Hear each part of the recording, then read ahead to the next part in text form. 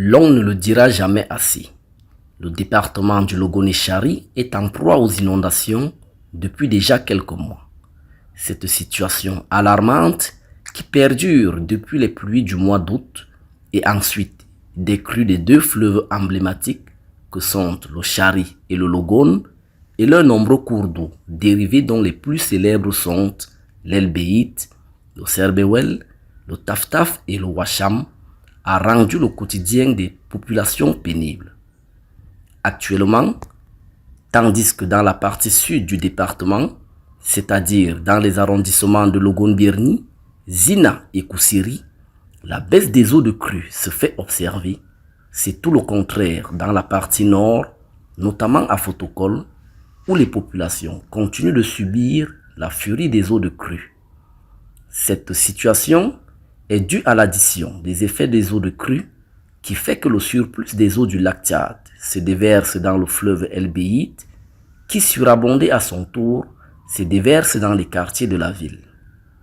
Le quartier le plus affecté est Gardombo en langue arabe, littéralement traduit au pied de la digue et ses environs, sans oublier Djoukandjamena, un village de Fotokol. Là-bas, les populations sont en larmes.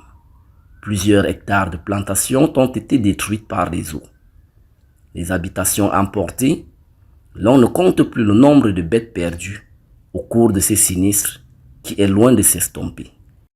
شفنا عندنا زراعة 376 زر من ليبيا حول مصر حول ضرابة لدرة 376 زر سم راجل قاعد بخدم ده أو شفنا ما بكل اللي ده تقوم ده خير الزراعة المي بشيلين أظن المير قال خلاص أنا كنت بسي جودي البكان أنشو لي فكو جينا فكنا هسه زر وايد تفضل ما في الزراعة كله المي شالين.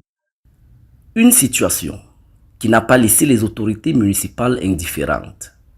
Plusieurs mesures ont été entreprises sous fonds propres de la commune de Fotokol, sous la houlette du maire Ramat Moussa. À Gardombo précisément, un engin de terrassement constitué d'une pelle mécanique a été déplacé sur les lieux afin de renforcer la digue de protection détruite par les eaux. Plusieurs sacs et des camions de remblais ont été distribués aux populations, leur permettant ainsi de créer des barrières pour empêcher la pénétration des eaux dans les domiciles et dans les quartiers. Une action salutaire entreprise par le maire Ramat Moussa dans le but d'apporter un appui supplémentaire aux populations sinistrées. Dans la même lancée, le maire a promis d'engager des travaux d'aménagement d'une digue digne de ce nom qui fera oublier les diguettes artisanales faites de sacs remplis de terre. La digue de protection, la digue de protection à long terme.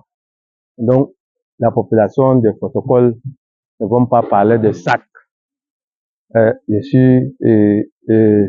Je peux vous rassurer, nous allons encore augmenter ce digue en saison sèche pour que Fotokol, la population de Fotokol ne doit pas parler des inondations.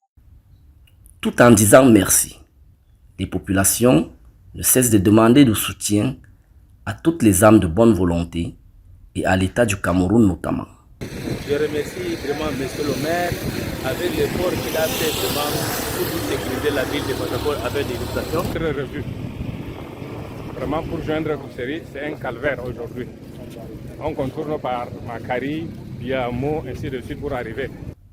Car, disons-le ainsi, c'est un calvaire de plus, mais de trop, pour les populations du Logoné-Chari.